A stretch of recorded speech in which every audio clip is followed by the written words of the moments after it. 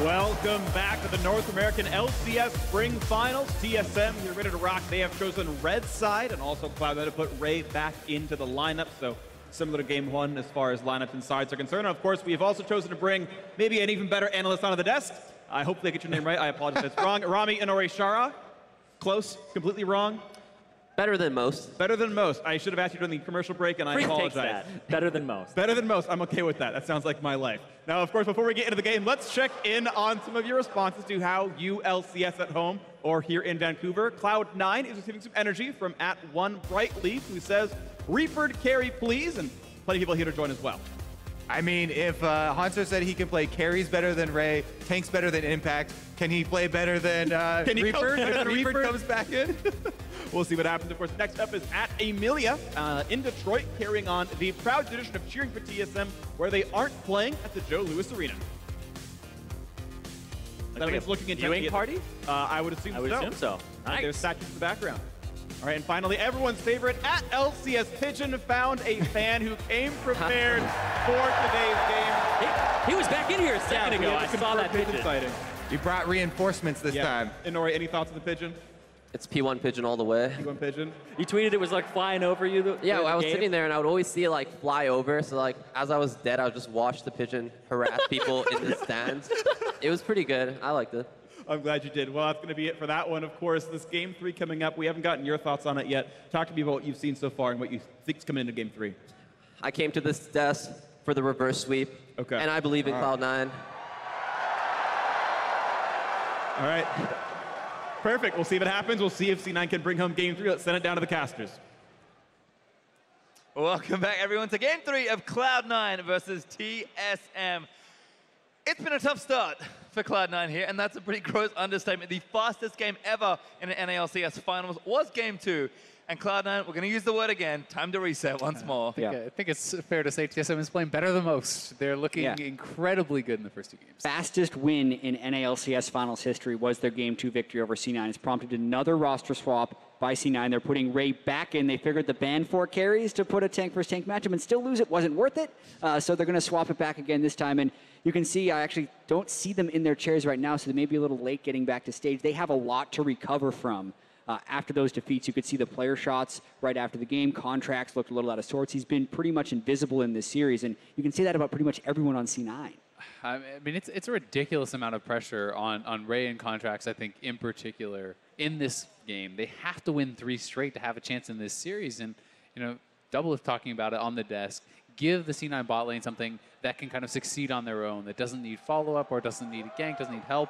Allow them to try to make something happen, and we'll see if they are going to go back for that. All right, Cloud9 walking in. You can see still all smiles. Going to have to make sure everyone's mentality stays healthy. And that's kind of the thing for me is when I think of leaders on this team, I think of Smoothie, absolutely big vocal voice. Impact, I know, was a huge presence for the team last split in summer. And Reaper is definitely a guy that can get behind the teams. He's a pro player. He's been there before. He knows how much it sucks to lose. So C9 need to group together and kind of get that leadership going and just play together as best they can. They do, but it is a bit of a concern for me, you know, looking at Jensen too. This is a guy who has been compared to Bjergsen his entire career, who wants so badly to prove that he is the better player. And, you know, last year in Toronto, seeing how devastated he was after their loss there, seeing how affected he was after a missed dive on Bjergsen in Game 2. Can he recover and actually bounce back in a way that he needs to? And it's tough not to kind of relive those emotions when you have another high-profile miss when the game goes awry. You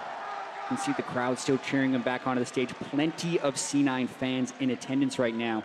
You have to look at the other side with TSM right now, and this is when the killer instinct has to kick in. You just had the fastest win in NALCS Finals history and beaten C9 worse than you've almost ever beaten them with any of your lineups. So TSM, 1 game away, need to just continue their groove of what they've had so far this series. Yep, and for Cloud9, stop the bleeding. Get a game on the board, kind of really boost that mentality up, saying, okay, we can win. This is within reach for us. There's a reason we always say we've got a series when both teams have won a game. It's because a team doesn't really feel like they're in it until they've actually proved to themselves, we can beat this team. And I feel like Cloud9 needs to slow things down a little bit in the game, get through a few minutes without a disaster happening, and regain some of their confidence, because this is a team that was very competitive with TSM throughout the split. They smashed them in their first meeting. The second one was a very close series. They certainly can match up against TSM, but they haven't been able to today. exactly, they can in the NALCS studio. Playing in the finals, no matter where it is, always has a different energy about it.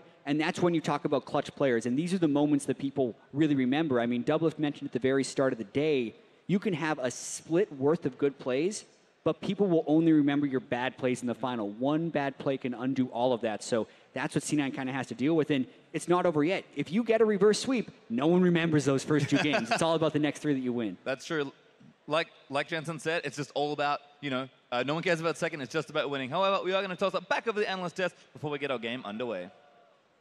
Thank you very much, Pastry Time. Yes, I wanted more time in the light here. We kicked Zyrene up. I kicked him off because he was right about his analysis that Ray was coming in. And he predicted Cloud9 to win, though. Not looking too good. Reverse sweep, and Nori was calling it. So we're going to wait till that happens.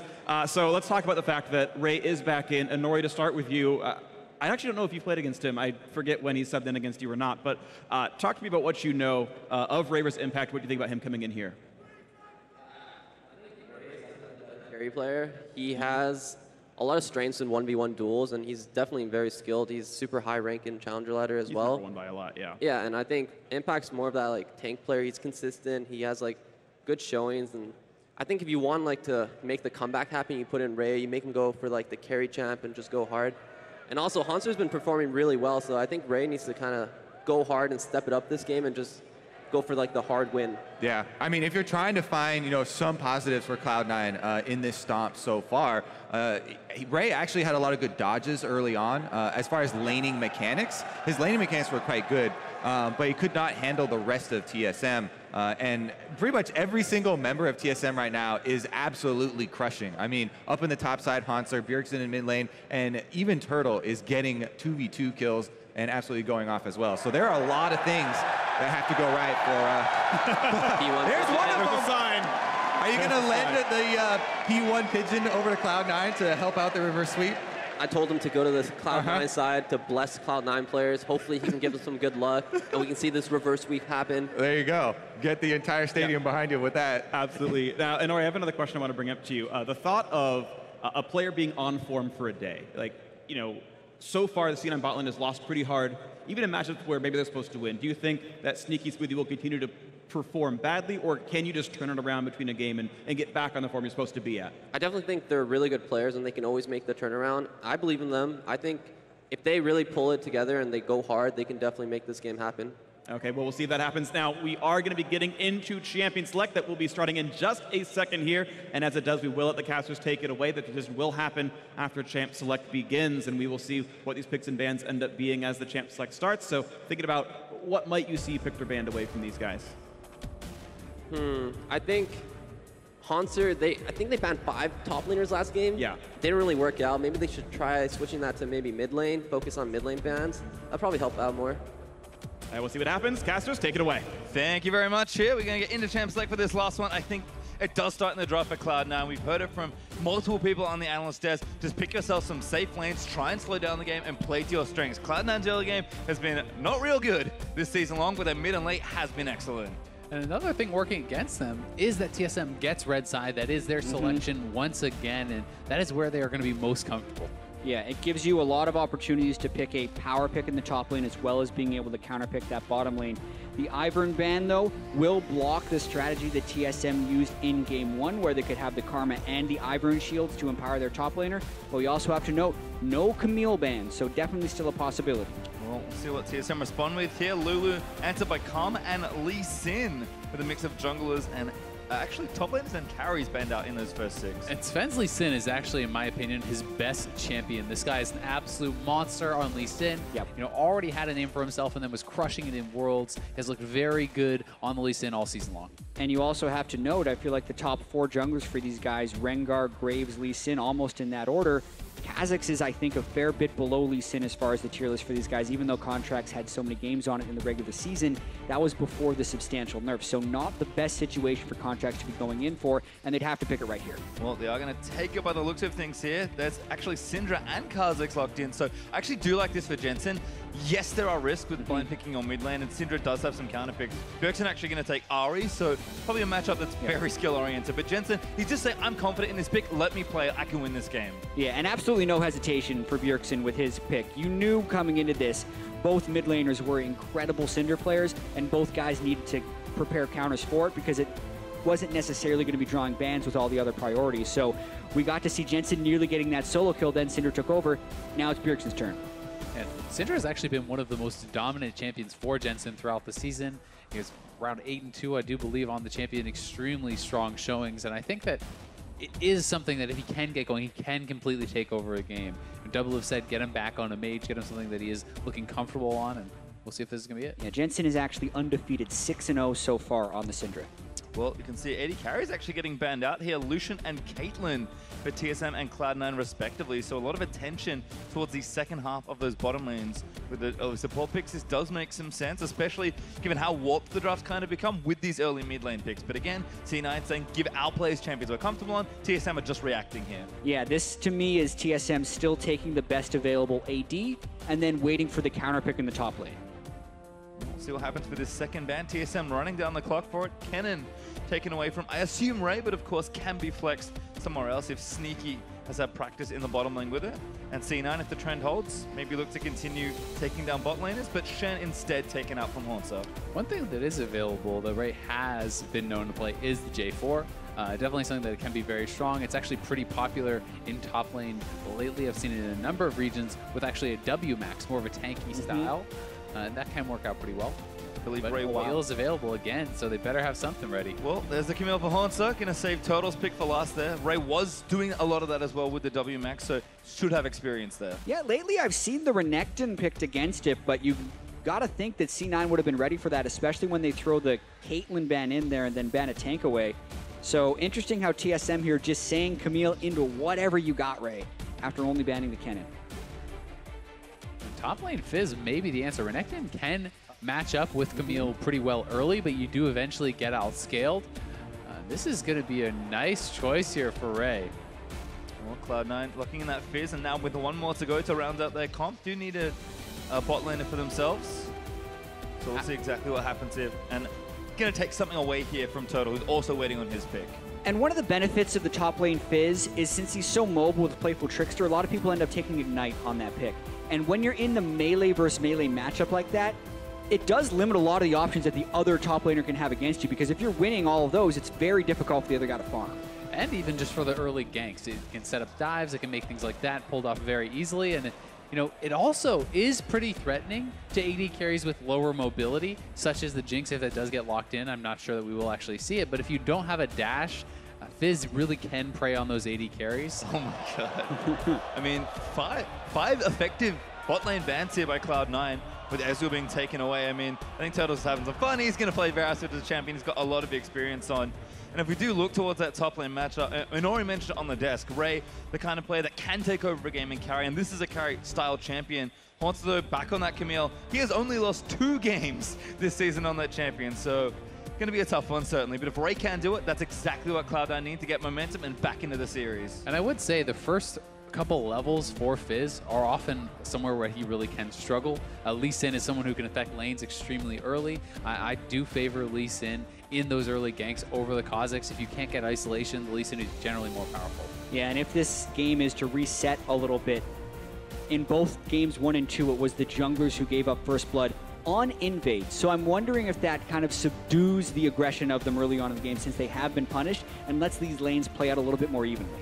For contracts, maybe, but I can't see Svenskeren playing a passive early game Lee Sin. I think that when he's on this champion, he unlocks his aggressive style. It's non-stop ganking. He loves to play like that, and I think he's extremely good at it. And to Sven's credit in that last game, yes, he had a big oopsie getting himself killed in that invade that just ill-advised with Bjergsen not being there and no other help. The rest of his plays looked amazing. A lot of that was teaming up with Hauntzer. Bjergsen was rotating in as well. And we've talked about the top half of the map being so strong for TSM this season. I think this whole series has showcased that in the best possible way for them. Yeah, Hauntzer has been absolutely out of control in this series. And if you're Cloud9, it still doesn't even feel like they've really even had a chance to respond. They've been getting smashed in all of these games. So it's so important that they start off this game well. Otherwise, they're going to be playing on stage for about 2.5 hours and then going home.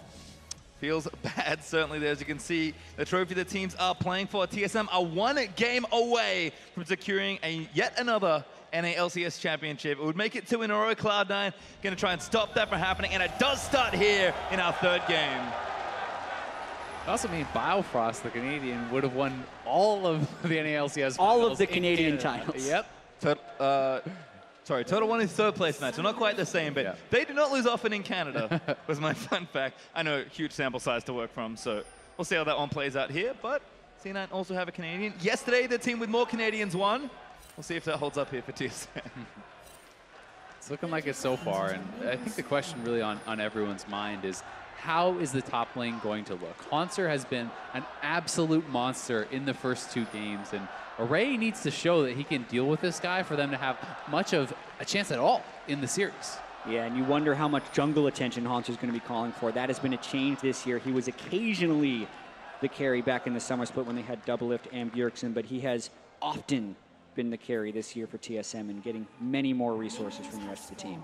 Again, just standard setups here as far as the early spreading out goes. No vision, though, I believe. No wards down in the jungle. Looks like Contract's going to roam down to those Raptors. Of course, Sven is already hanging out there with a bit of help from Bjergsen forthcoming from their REQ. So, again, no vision, but these starts are very standard and should be expected by both teams. What they do from there might tell us something about the early game.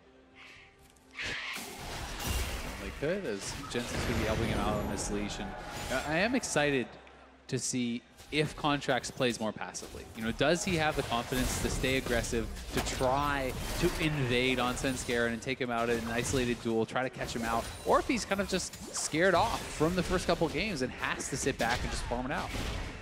Certainly felt like his game 2 on Graves was very passive from a champion that can get nice and aggressive. And I mean, aggression has been a telltale sign for TSM all series long, particularly here. I've been very impressed with Wild Turtle and Biofrost just going to town in every 2v2. Yeah, this has been a little bit of the untold story of this series, is the fact that Turtle and Biofrost have been smashing in this lane, especially when they were in the Lucian matchup against the Zyra and the Ashe, still getting large CS advantages. Because if Cloud9 was to win this series, a lot of it had to come from the bottom lane with Sneaky and Smoothie, and that hasn't even been close to happening.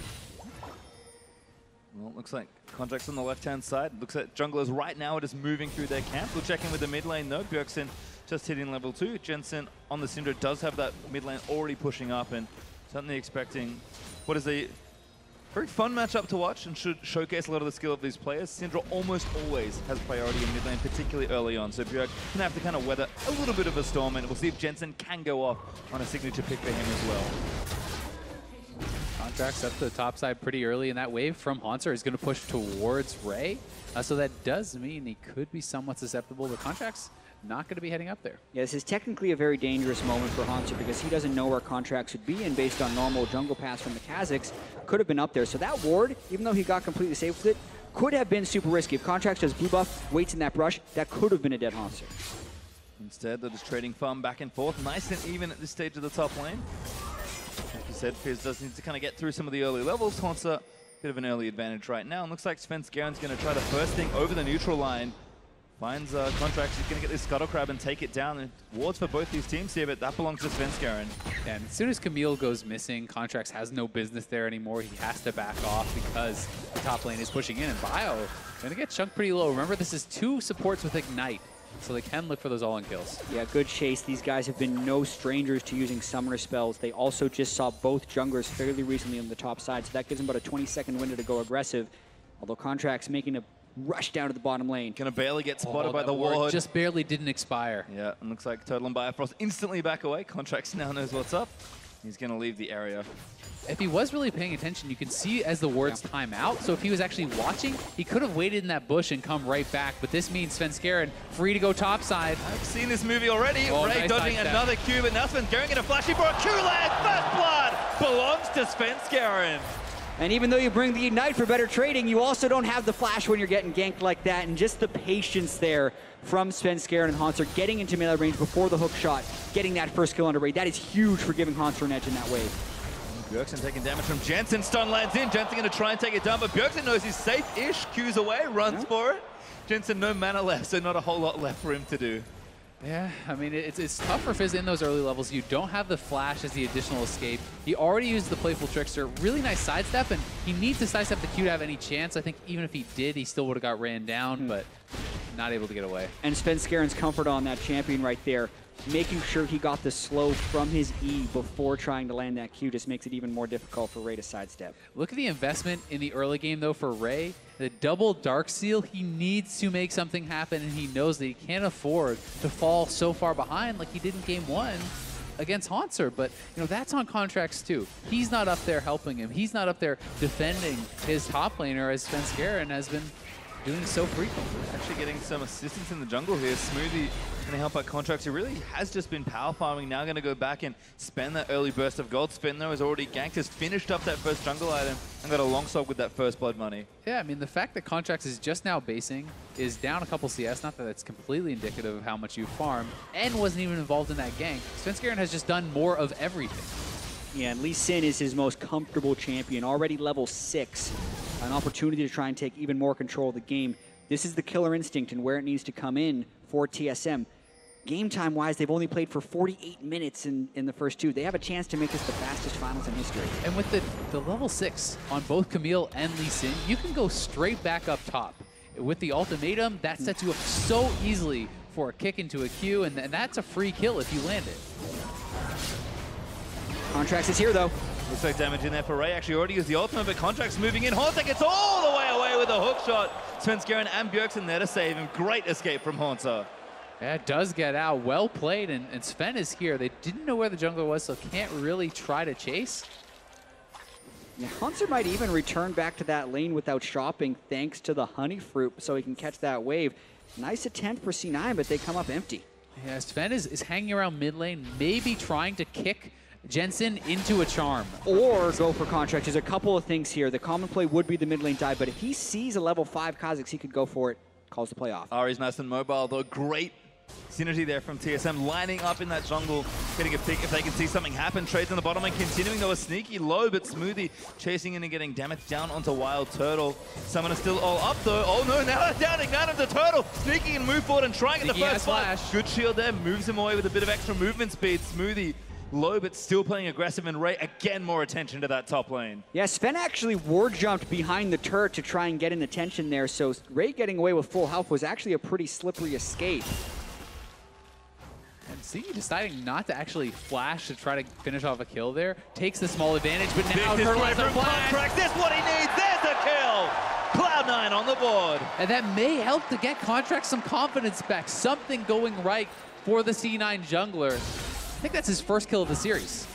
Yeah, that could be so huge for Mention because C9 needs some type of hope in this series after getting so demolished. Sven's here, and he has no Playful Trickster, they're gonna dive. He's got ulti, but Sven's got kick. Haunter gonna look for it. Vicious Haunter already. Kick back in. There's the Q landing. Ray, urgent strikes through a minion. He's gonna burn down just barely, but Ray, oh, Haunter is gonna get the trade. Ray plays that wonderfully. Really well played by Ray to get the trade kill. That was so big for him.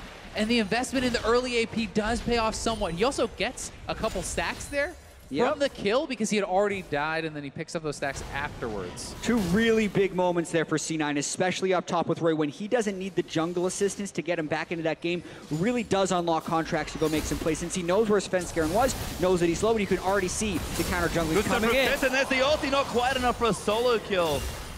Yeah, that early null magic mantle from Bjergsen paying dividends, really keeping him safe there. And here's that top lane dive once again. As soon as the Playful Trickster is down, TSM wants to come in. When the fish goes out, they wait that out before fully committing, and then they go for it.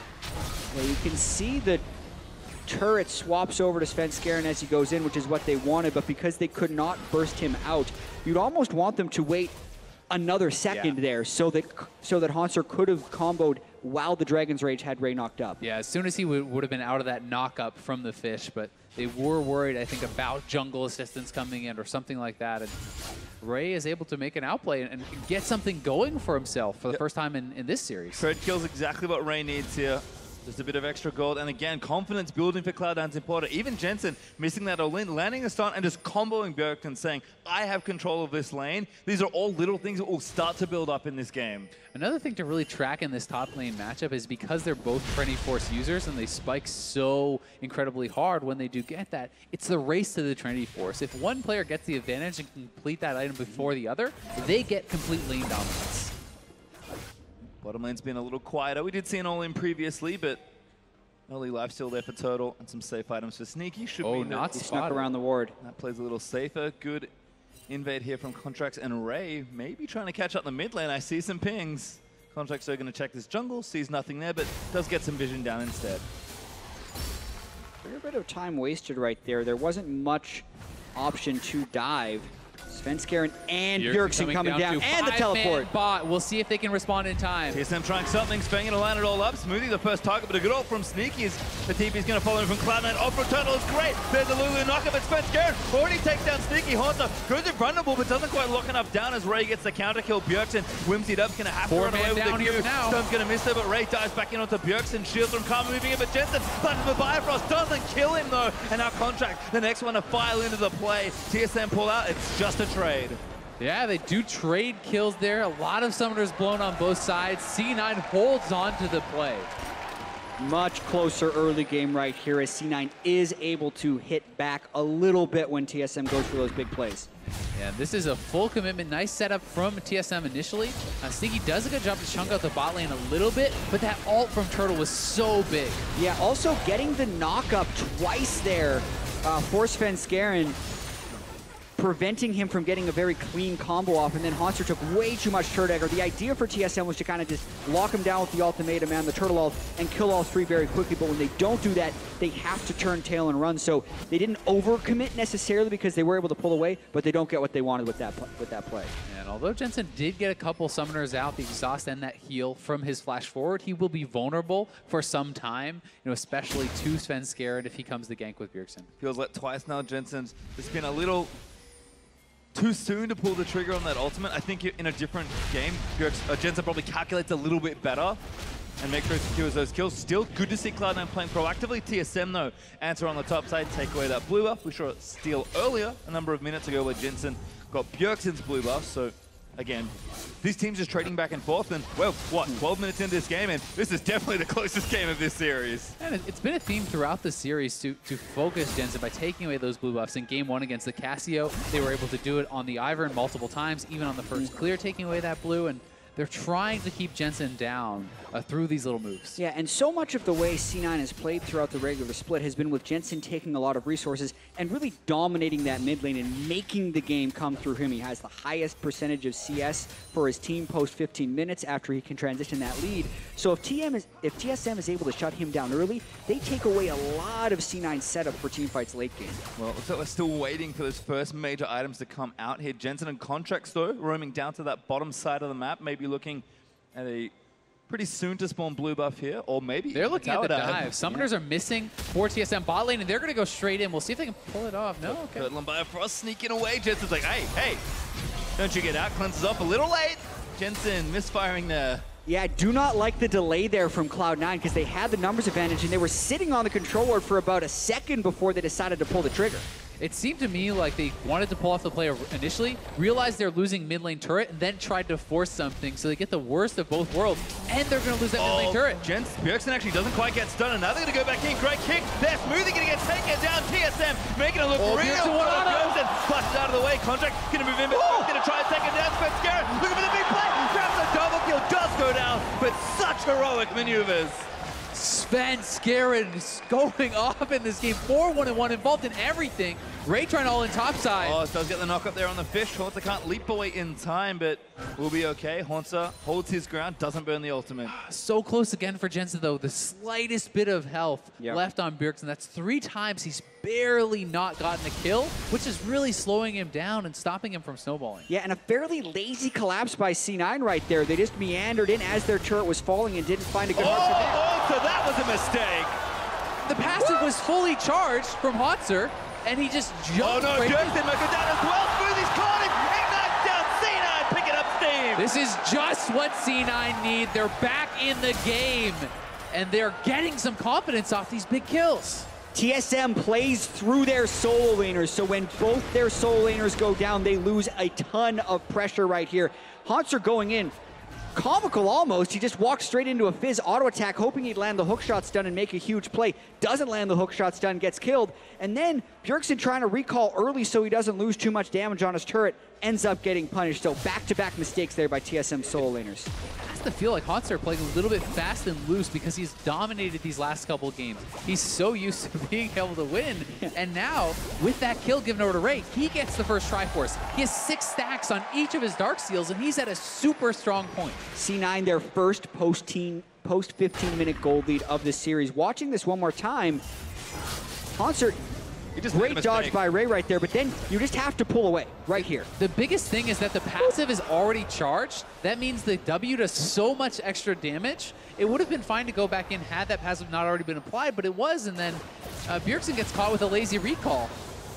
Just the one thing we mentioned about the potential faults of smashing so hard in games 1 and 2 is you would get overconfident in the third game. A little bit of that there, but you have to credit C9 for making the plays and recovering here to get the gold lead in game 3, which was brief. It's now a little bit back to TSM. And for just not having a complete collapse after the way that they were completely dominating in both games 1 and 2. Fight maybe breaking out here around the Dragon.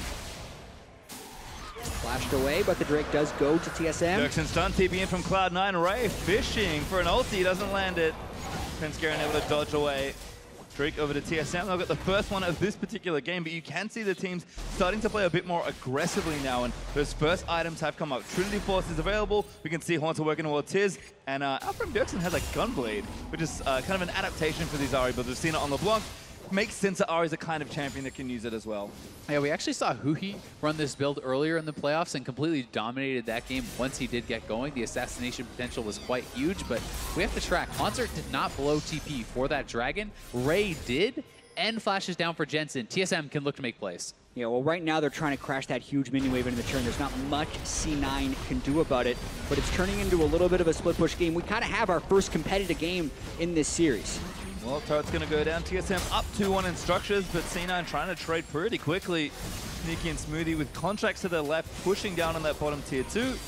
Looks like that'll be cleared out, and Spence Garen might be thinking about something here towards Ray, but instead, Cloud9 continuing to steal away jungle contracts, and that's the blue Bjergsen. They're going to trade one back. And this is really smart play from TSM. While Fizz is at this super strong point, he has very weak wave clear. You move your mid laner up, your jungler up, you force down the turret, you get Haunter to his Trinity Force, which is that key point for him, and don't leave them in an isolated matchup while he's at a disadvantage. So these little things that TSM does are just so intelligent to shore up weaknesses wherever they do pop up. Yeah, and when Haunter is on Camille, TSM looks to play more around him. So Bjergsen on Ahri, more mobile than Jensen Cinder, and Jensen does have a tendency to kind of stick around in the mid lane and try and make the game played around him. So it's not necessarily the 1v1 that is going to tilt this, but it's who helps the 1v1 to tilt it in that team's favor for that top lane matchup. Well, Jensen has finished his first major item. You can see Sneaky Manamune done working on his own Trinity Force, and Blade of the Ruin King's now done for totals. So the game is close both in gold, and those early items mean that these fights can swing very quickly based on how the teams execute. Cloud9 do need to take a little more territory. They're behind in turrets, which means that moving around the map is going to be a little more difficult. But other than that, Cloud9 finally poised to try and take over a game. Yeah, and the CNA bot lane has to be very careful. You cannot escape the ultimatum. TSM is lying in wait. We'll see if they decide to pull the trigger. But they don't have a lot of vision in the river, which is kind of making them hesitant as Jensen went missing.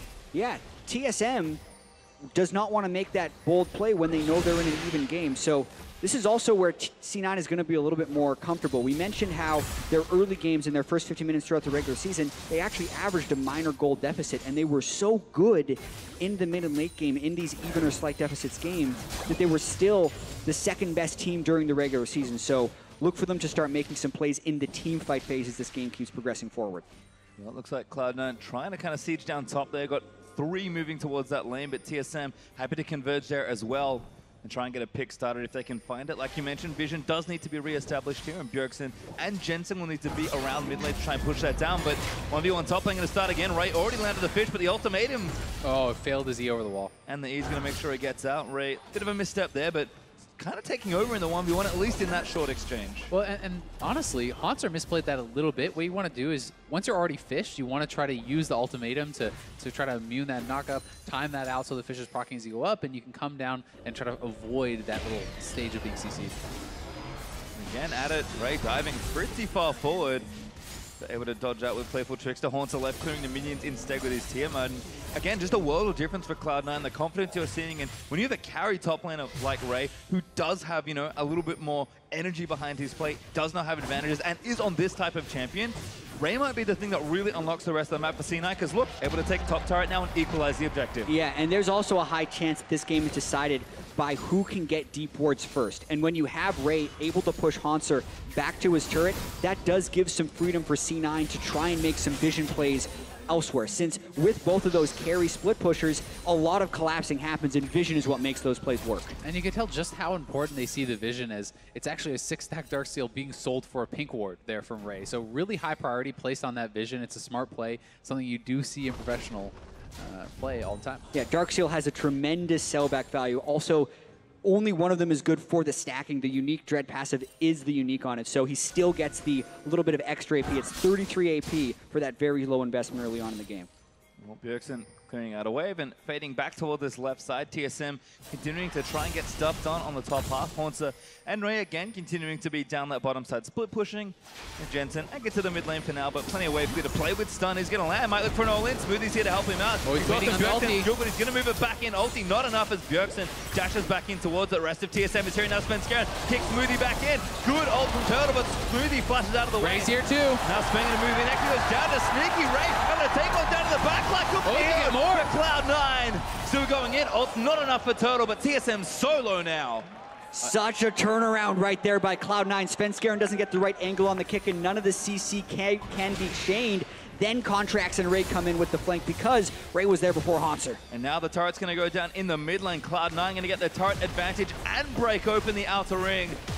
All of a sudden, if they needed a way to give themselves initiative and open up the game and put it in their hands, this is their time. 3,000 gold up, 3 turrets down. Cloud9, this game could be yours. So many little things happen early to try and give him the confidence, but right here, Jensen lands the stun, lands the W, does get exhausted, but then waits for it to clear an ult. And then you got to worry about Spenskeren coming in. I thought he was going for the angle on Jensen, but they try and change it with the Varus ultimate. Smoothie flashes away before it hits. Yeah, and it misses the Varus ultimate and the charm from Ari, which allows Ray to go deep in this fight, take down the first kill, and so much of the gold is going over to him on their split pusher, exactly where you want it, but TSM rushing the Dragon. Dragon, though, maybe be contested. Contracts doesn't fancy leaping in for a steal. TSM will pick up their second Drake in this game. Mountain's nice to add to the stockpile. Yeah, Mountain much easier to use when you are ahead, but still very beneficial if they're looking to sneak a Baron at some point. So I think C9 will be okay giving that away as long as they can keep the aggression up and keep the wards deep in TSM territory. And C9 really is at a very strong point with the Muramana completed for Sneaky, Triforce on him, Triforce done on Ray. 2 items on both the jungle and the mid lane. This is a very powerful time for them before the item completions come in for TSM. They want to fight around this. And we saw, again, Bjergsen Syndra last game was significantly further ahead, but that double spell plan point was really where Jensen could start blowing people up. TSM's been not cooperating with going down to Syndra, but Jensen certainly has the power to break down those squishier members. And with Ray having so much power here, 4 kills and still now moving down to the bot lane to split push, I mean, he's the thing that's going to unlock the rest of the map for C9, so we'll see how they can play this 4-1 moving into the next 10-20 minutes. And it's pretty remarkable the faith that this C9 organization is putting into Ray. They have a former world champion in Impact. Oh, Sneaky R right there to steal the red buff.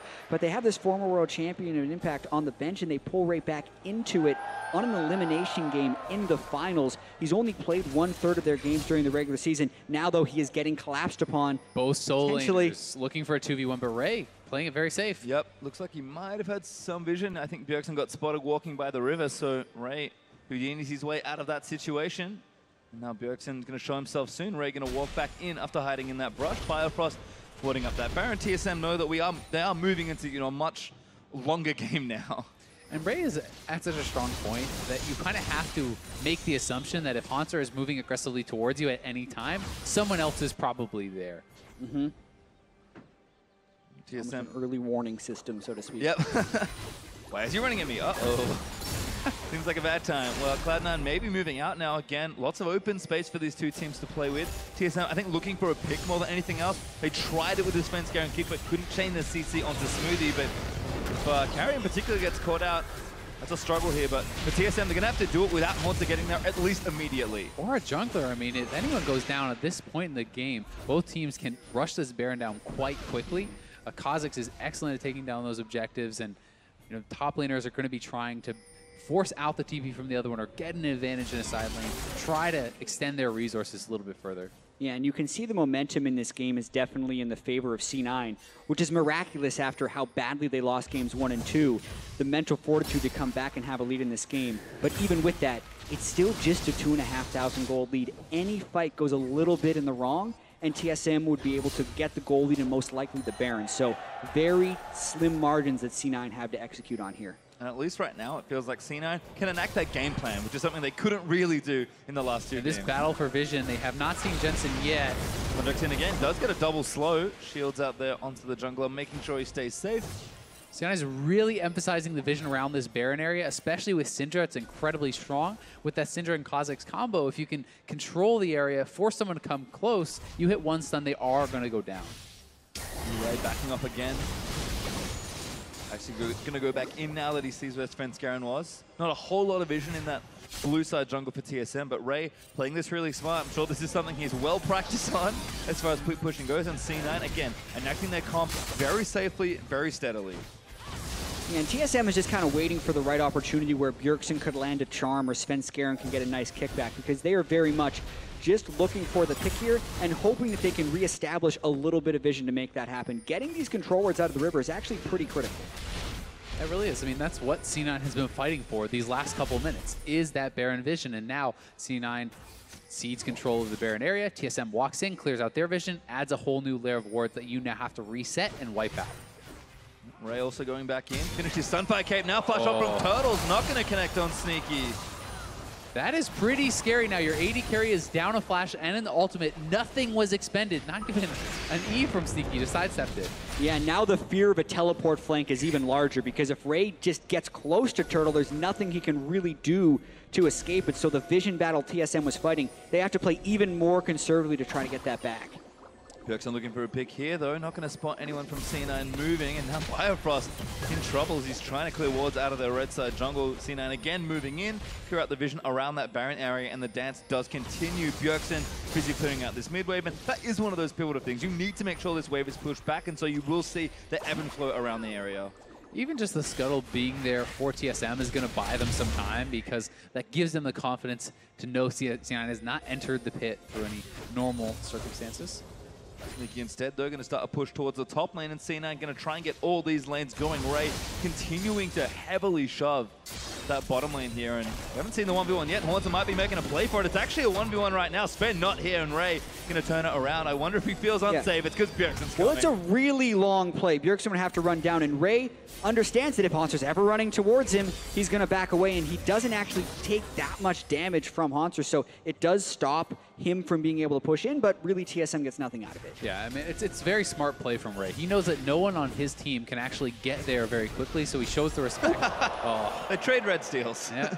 And C9's actually wondering, why is Svenskeren there? The rest of his team is elsewhere, so everyone tries to kill him now. Oh, good kick. Fish not going to land either. Svenskeren gets away with a very reckless play. High-risk red steal for sure, and now they're trying to prep for the Drake, but Svenskeren doesn't have his R up, and that red buff doesn't do much for now. No ultimate for Ray either, though, so that could keep Turtle a little bit more safe, as he has no flash. It could be a smite steal. Drake already low. Smite's not up for Svenskeren just yet, so he can't steal it. TSM need to buy time or start a fight. Sneaky front lining. Doesn't know that. So there's the chunk happening. Haunter looks for a contract, doesn't find it, and there's the Mountain Drake. First Drake for this game over to C9. Yeah, and the Mountain is really good for C9 in this context because they've been trying to control the vision around Baron for so long. Mountain Drake giving them much faster clear chance for that, but they're taking control of mid right now. That's a big stun. Yeah, Bjergsen chunked out, and they are going to do additional damage to these turrets. It'll help out their split push, which has been their strength. Ray is just in there, really harassing TSM. Haunter's actually pushing bottom right now, though, so if TSM is to fight, they would need a flank teleport. C9 may just try to go to Baron to force out a TP from Haunter. We'll see if they can actually get that, and if they're willing to commit to the play. They may look for a collapse. Oh, Fish not going to hit there, looking for Biofrost, but Ray doesn't find it. C9 instead aren't going to rush over, and it looks like Haunter's going to get a turret out of the deal. Yeah, Jensen's pretty low on mana, and with the Fish down, C9 loses that pressure, so Haunter now gets to kind of turn the tables, and it's TSM who has tempo advantage because the threat of a Baron 5v4 isn't nearly as great without that ultimate. I mean, C9's looking a little bit paralyzed. Haunter is still pushing. Ray needs that. They either need to start the Baron, or Ray needs to go bot and answer him, because he has been the stronger split pusher, and they're giving up 2 turrets for free. And Ray doesn't want to match with teleport, so I think C9 wanted so badly to force that Baron play, but they lose 2 turrets to Haunter. That was very poorly done by C9. they needed to commit to one play or the other. They kind of waffled in the middle, didn't start Baron, didn't go bot. They lose out a lot, and that's a lot of solo gold and team gold going the way of TSM, which will help Haunter out in this matchup so much. Yeah, we've seen Ray just consistently push in, threaten Haunter, and only really run away when he knows someone else is coming. Haunter eventually will be able to turn that around, and maybe that point's now after all that gold he got. Exactly. Haunter is now up 400 gold against Fizz. So the late game Camille scaling is underway. That's a situation where C9 either needed to land that fish, so you can understand why they're going for that, because that's their play to make the game go wide open. But once Haunter has killed that first turret, your time to make that play is gone. Just run down bottom, reset the play, but they were too slow doing that, and they could cost them if they lose that split push pressure, because that's what was allowing them to get the vision in this game. It really does feel like C9 is playing a little bit scared. There's wards in the pit. TSM should be aware of this. They're committing to it. TP comes in. Control They're going to finish it off. And rushing it down. The Mount Drake helping out. Contract smites the Baron down. Ray looks at the fish, but doesn't land onto Bjergsen. Total disengage ulti as Contract leads on his Sven, but he gets kicked back into the team. Contract's going to flash out of the way as Sven goes down to Contract. Ray not getting attacked by Haunter, but he doesn't manage to pull out of the way. Sneaky getting low, but Jensen takes out Turtle. Looking to stun on Bjergsen, but doesn't get it as Cloud9 almost wiped TSM. Such a close fight. Only 2 people dead on TSM, but C9 in position. They pulled the trigger on that Baron, and they make it work. And if they had killed Haunter off that would have been massive. They could have gotten so much here, but still, they're going to push for the inhibitor. They have the Baron buff, and 5 members up. I mean, I'm not saying it's the right play, but they invested in Baron by not going bottom lane and do get rewarded with an aggressive play. Yeah, inhibitor going to go down as well. The control wards did black out the TSM vision of that Baron, so rushing it down was the right call there. For the first time this series, C9 break the TSM base. They knock down an inhibitor. They have the split push advantage, and here it is again. C9 already committed to the Baron, got that, and now turn for the fight. Yeah, Ray's so brazen with his initiation, as is Contracts, but Sven Skarin right here takes his Q through it, almost like he lost where Contracts was in the fight, because it's pretty much suicidal once he takes it through. Ray dashing back. Sneaky did get hit by the charm, but because of the Lulu, they can continue pushing forward. They have that small lead. So much was invested into Ray, and no one quite ticked down for C9. Now TSM looking to set up a play here. The ultimate is available from Varus. 5 men moving bot. They're hoping that C9 will not be prepared as a squad, and Contracts is off on the side. This may work. No. Spotted out. Jensen using that blue trinket. Just making sure they do everything properly here. TSM still forcing. Oh, Sneaky caught. It's an ulti kickback by Sven. Turtle able to get that one, and now Smoothie getting chased down. Force of as Bjergsen tries to move in for the charm. Sven Skarin still chasing down. Smoothie's going to get locked down. Great stun there by Jensen. Could save his support slot. Smoothie Ray in the back. For now, but Ray gets Sven Skarin leaping in there to try and do the damage. But Ray locked down forever. Shut down by Biofrost. And when the AD dies at the start of the fight, this game is not that out of hand that Ray can just wander in at the end of it. That was a play where Ray was hoping to collapse on TSM, but TSM struck first, so the decisiveness pays off there. And C9 knew they were there. Do not show the respect to TSM. And Sneaky just walks up, gets kicked in by Sven Skarin. This should have been the Baron buff to close out the game. With the middle inhibitor already down, Nexus turret's under fire, you should have a clear path to take down another inhibitor. Instead, Sneaky just walks forward. They know they were there. And also, look where Jensen is. He's up about 1,000 units higher in the lane. Not an exact pick range, but that's basically asking for a fight when Ray was still about 10 seconds away. Then as the fight continues, TSM moves up. All this time, they're getting everyone on C9 unavailable to assist Ray by the time Ray goes in. So Jensen tried with an ultimate, unable to pick up a kill. This guy is very tanky. He's not building glass cannon. And it's a tank fizz as well. The fish is nice, but it's not the same as the AP fizz, which is almost a guaranteed kill at this stage. Well, Cloud9 fumble a bit there in the bottom lane. Losing Baron as well is going to be tough, and it's almost expired, so map's going to get reset a little here. Cloud9 still up in gold, but a big Drake to fight for in 25 seconds. Infernal coming up. Yeah, they still do have the gold advantage. They have an inhibitor down, so they have map pressure, and their split pusher is still very strong. So lots going well for Cloud9, but definitely not the fumble you want when you are at match point in the finals.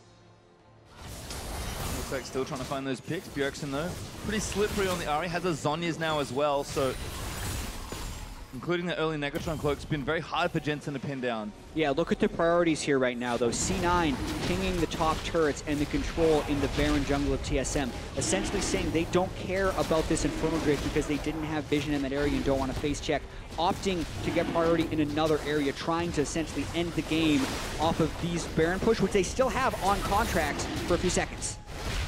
Man, able to take down the Drake, but one turret down for C9. They're going to keep pushing, though. Yeah, they know that someone is missing down towards that dragon. So will C9 try to force a play around this? They're probably going to have to wait for Ray to push up first, but are setting up for picks. And I like this here, Cloud9 not overextending into a siege.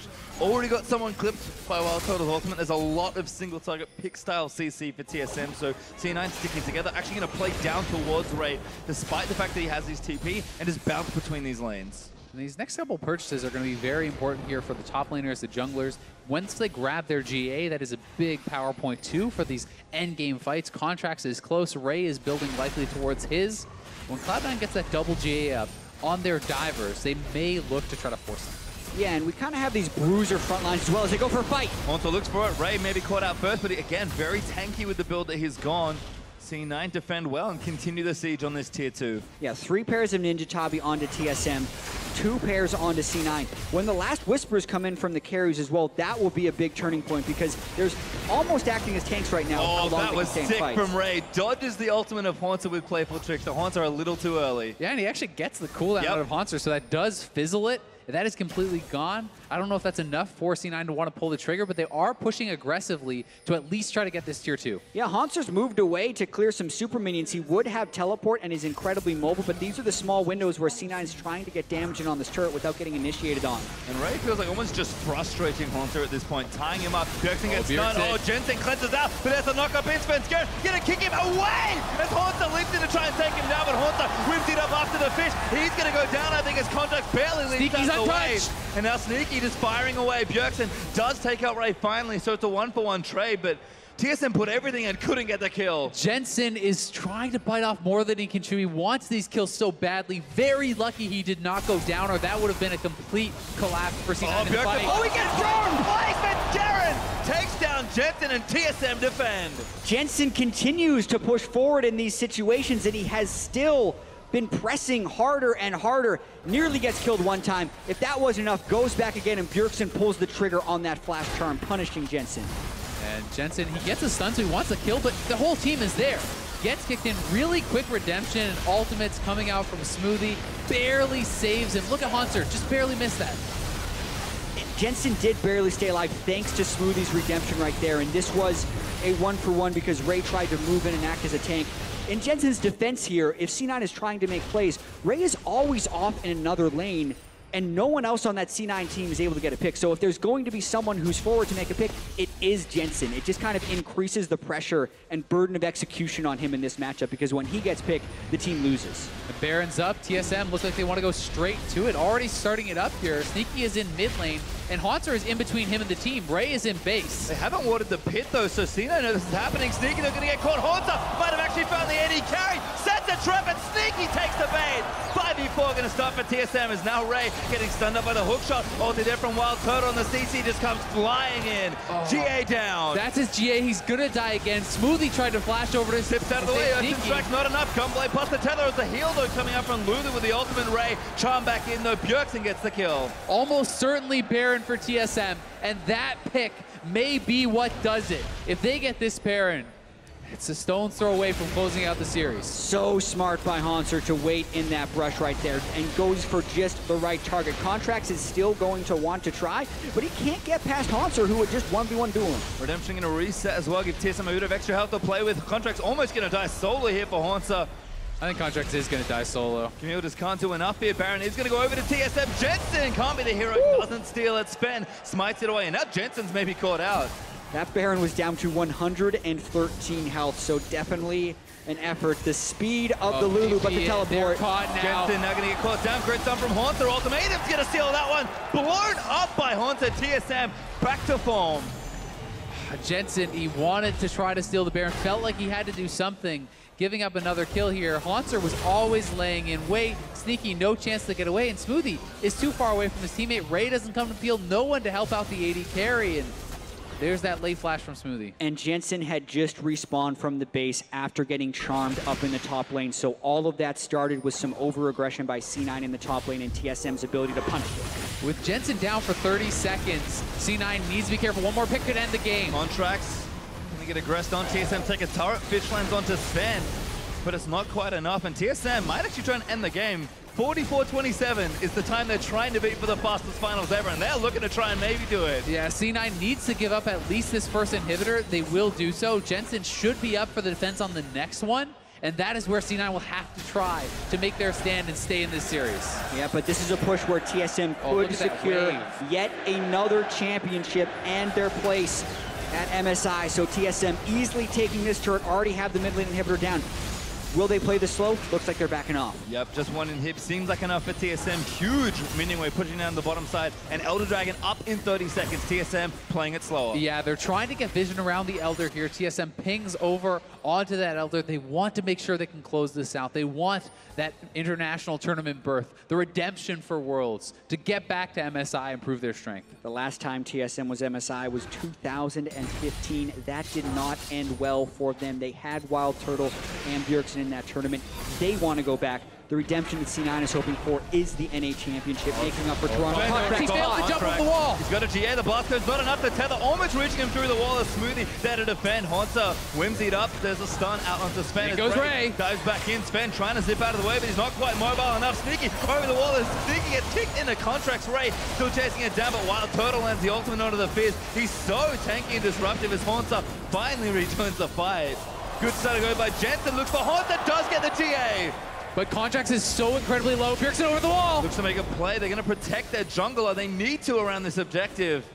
Both teams have Mountain Drakes, but the Ocean could actually be pretty critical for TSM here, as they can either stick around to regen up or use the Baron-empowered recalls. They choose to reset. Both teams backing off. That was so incredibly close to both junglers going down. If either one does, it all but ensures that Elder Dragon for their team. Wild Turtle, though, already on the team. They had the Baron recalls. They're faster to the play. Exactly. They can start. Contracts didn't go back. Still has a GA, but is not a factor for this fight. He just has to smite Seal. I don't know if he's not here got either. a whole lot else to do. There's the ultimate in for a little bit of vision. Ray trying to get it down. Contract needs to go in, but Sven secures the Elder Dragon. Contract flashes out to safety. Rays gets over the wall with Playful Trickster.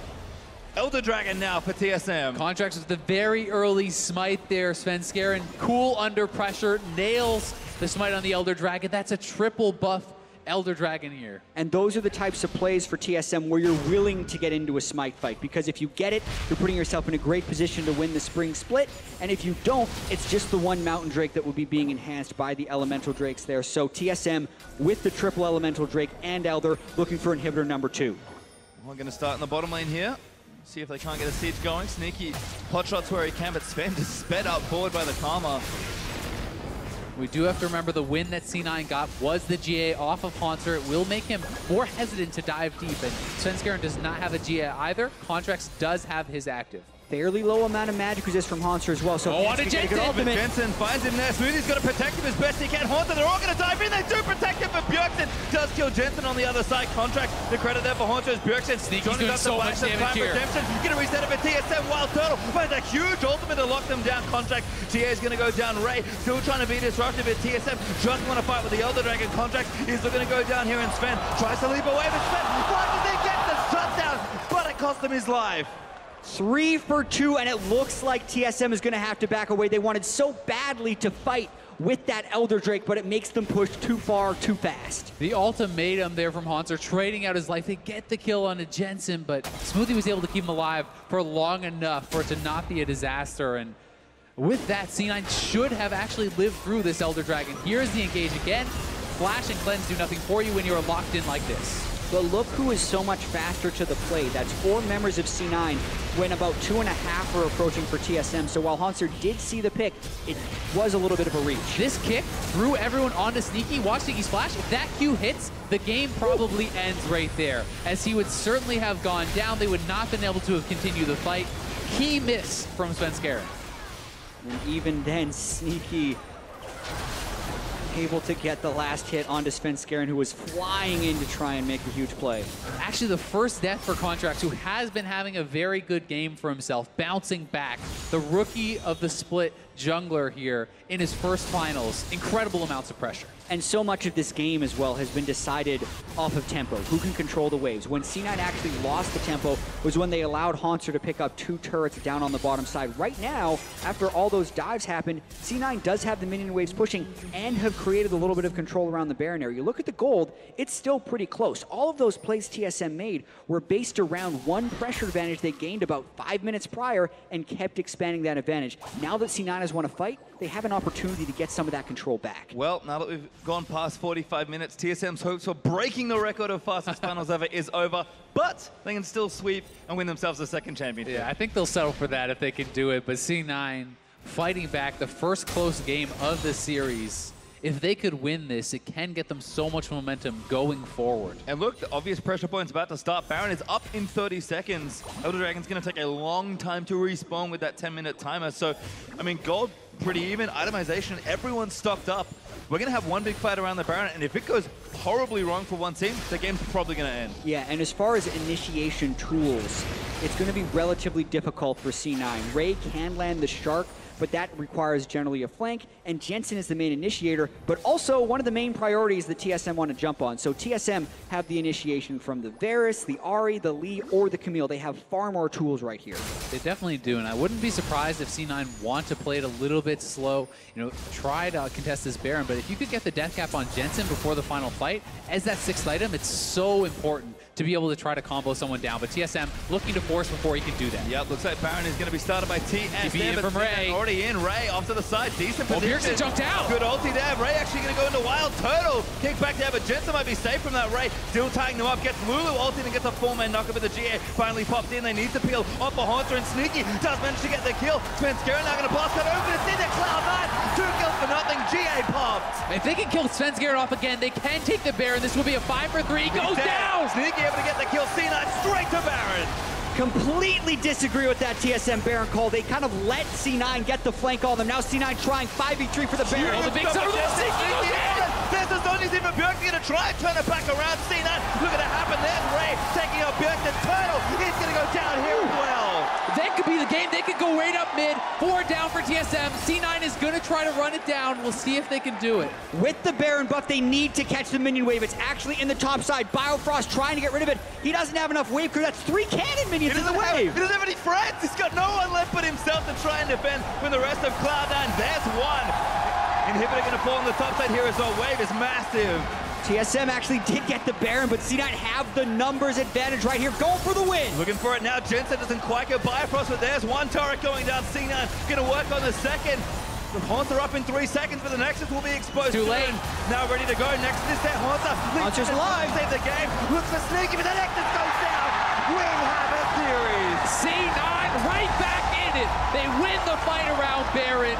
They take a game, and it's anybody's series here in Vancouver. And not only did C9 have to recover from the game's 1 and 2 defeats, they had to recover from what was nearly a TSM close to the series. So the mental strength they displayed right here to regain their composure is huge. The young duo, Ray and Contracts, both so big in this game for C9. Immense amounts of pressure on them. Contracts comes up big, and Ray, in that final fight, was pivotal. He was able to outlast Haunter, get away after coming back up with that GA, and that won them the fight.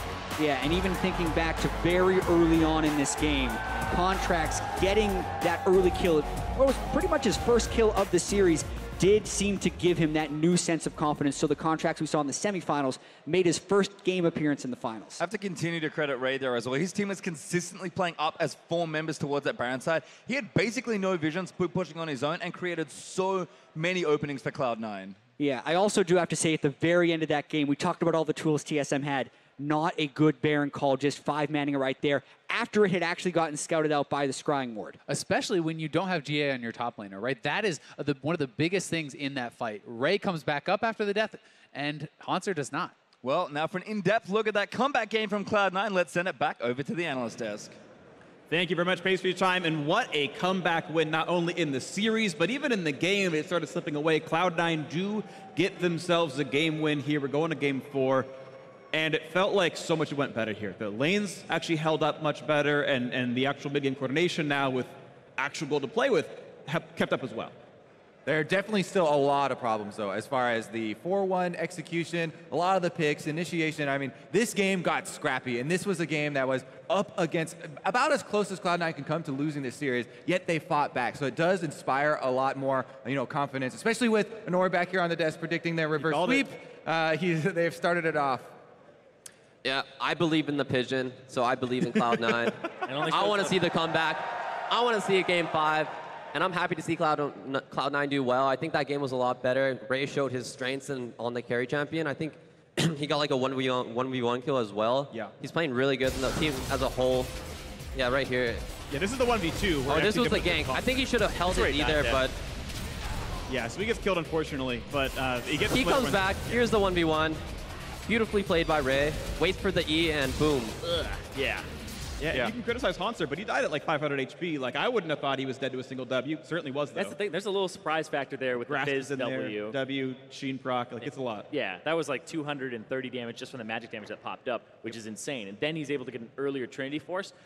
Ray did play incredibly well this game. My only criticism of him, though, is he doesn't have a whole lot of proactive TPs during the early parts of the game to get his team ahead. He seems like he really wants to play for lane, and then all the TPs that we've seen from him in Game 1 and in Game 3 that were in the first 20 minutes are ones where Hanser is actually 2.5 seconds ahead of him on both of them to make bot lane plays. Only thing I really want to see from Ray Moore is that. I want to see him a little bit sooner to those TPs. One thing that both of those plays did highlight, though, was the dodging ability of Ray. The mechanics on this guy, nobody can question those. Even in the one where he dies, dodges almost about everything. So he was really making Hanser work for those kills. Yeah, and of course the other lanes were going better as well. I forget which one we talked about it, but going back onto the mages for Jensen, he seemed to hold up much better on the Syndra. So that went well. I want to talk about bot lane because we had some 30 CS lead for Wild Turtle in Game 1 and Game 2, plus 15, plus 18 for Sneaky now. C9 finally starting to use the strength they're supposed to have in the bot lane, and what I feel like is supposed to be a fairly equal matchup, and they did well in it. Of course, Double F's not here, so no one's going to back up the obvious bot lane. I was like, I want to talk about mid lane again. Okay, then yes, sorry. I wanted to introduce that all the lanes were doing well, but yes, if you want to go about mid lane, go for it. Because what happened was they picked the Syndra, and then TSM answered with the Ahri immediately. It was pretty quickly locked in as well, where you expect Fizz, you expect Echo. You take Fizz there, Syndra counter, now you don't have a top lane Fizz to play into the Camille, right? If they see that coming, if you do the draft over again, hindsight's 20/20. But the Ahri isn't one of those classic counters that we've seen to the Syndra. It's something that doesn't get blown up because you can buy like an early Negatron, then you have enough sustain with the Gunblade, but then he's running something like Exhaust to prevent himself from dying. And so it's not really this aggressive or split push Ahri, it's kind of a mixture where you're going for some dual potential but really not trying to die, and it doesn't put pressure on Jensen. It allows Bjergsen to have, it allows Jensen to still have pressure in the lane, so it's not something like a Fizz or Echo where you're the one pressuring the other person. I feel like that was a bit of a failure from TSM in the draft. Yeah, fair point. It might have been a bad mid lane pick, but of course it went the way it did. And we have one more replay to show, which is the climactic win for C9 here. TSM try the Baron, and C9 able to get over the wall and just completely stuff them out. Yeah, in the end, this game did come down to a bunch of very big, high-pressure moment plays here, a lot of them around Baron, and this was the one where Cloud9 were able to trap TSM and pick up so many of those extra kills. Yeah, everybody's running away with like blighted quiver stacks ×3, almost a complete sweep there for Wild Turtle in the fight, but he goes down, and you just said Sneaky, and I'll talk about that now. Finally, Freak, sorry. No, go for it. He did so much work in this game from a long range, but the one blunder that he had was the one where he got caught by Hanser. That's one that almost cost them the game in the Baron, but otherwise, he's carrying. He hit 6 items first. He's doing a lot of work in these team fights, and I think that Sneaky was definitely who they had to have their eyes on in these fights. Right, when you do twice the damage of your opposing player, this game was close enough that kind of both marksmen had rights to dealing damage here, and Varus is plenty of poke there as well, and Sneaky did double his damage this game, so props to him for stepping up finally. And that's the main strength that a lot of us were talking about for Cloud9 in this matchup, was the bottom side of the map. First 2 games, it didn't show up, but definitely coming in key here just when they need it. Well, speaking of things that they may need, Cloud9 has gotten back to us with their side choice. They are choosing red, and just like we have seen throughout the series, it means Impact is playing, and it feels like Ray plays blue side, Impact plays red side. So even though Ray had a great game here on this Fizz, had some outplays, Impact is in for the side, it seems. Yeah, I think Impact's the one who plays mostly the tanks on the team, and Ray's the carry champ. And on blue red side, you can't get the counter pick, so it's just better. Or you do get the counter pick, but it's better for Impact to play this one. And sometimes you need the tank in the comp. When you have like a carry like Sneaky who can literally 1v5 late game as Ezreal, you kind of want to just get that front line and play like the late game fights. It's really strange. I would think you'd want it the other way around, like I said before, right? Because you can get the counter pick and play like a top laner that split pushes and have a good matchup. But it just is kind of confusing to me because convention would say you'd want it the other way. But if they're running Impact on red, maybe they're looking for something like a Shen ban and trying to get some pressure that way. Yeah, it seems to be what they're looking for. Now, Kobe, do you have one final thought to add, or are you good? Well, I also think that, something that they talked about a lot with Impact was, the shot calling that he does bring to the team. He talks very, very frequently for them. We'll see if that does become a factor. First things first, though, have to handle that laning phase versus Hanser. All right, we'll see if they can handle the laning phase and if they can handle the mid game as well. C9 still up against the ropes, and we will be back with Game 4 of the Explosive Series. Do not touch that browser. Watch the NALCS Finals.